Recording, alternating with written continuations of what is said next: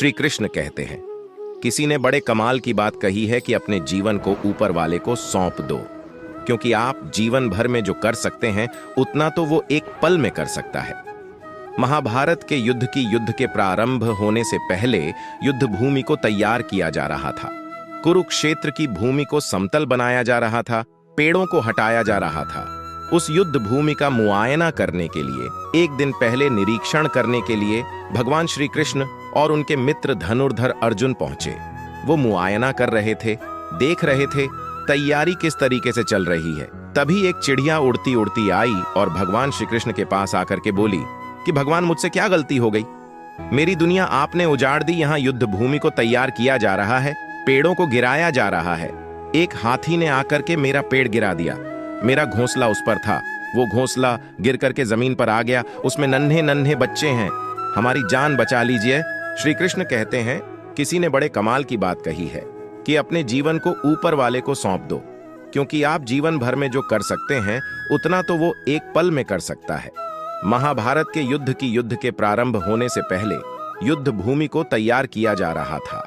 कुरुक्षेत्र की भूमि को समतल बनाया जा रहा था, पेड़ों को हटाया जा रहा था। उस युद्ध भूमि का मुआयना करने के लिए एक दिन पहले निरीक्षण करने के लिए भगवान श्री कृष्ण और उनके मित्र धनुर्धर अर्जुन पहुंचे।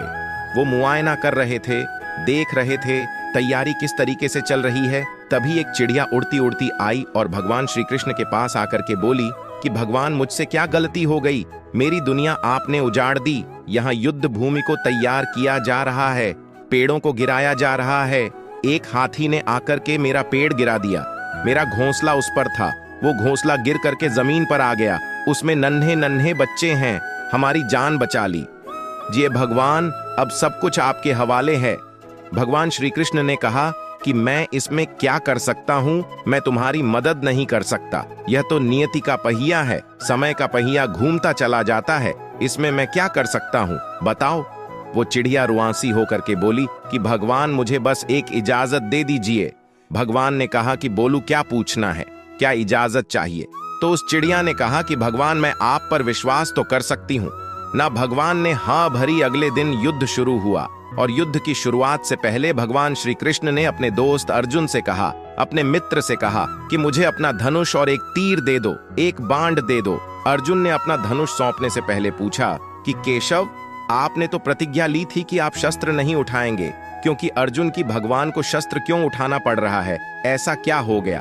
तो भगवान श्री कृष्ण ने कहा कि उस सामने हाथी देख रहे हो, उस हाथी ने उस चिड़िया का घोंसला गिराया, उस पेड़ को नष्ट कर दिया जिस पर उस चिड़िया का घोंसला था। मुझे कुछ तो करना पड़ेगा। अर्जुन समझ गया।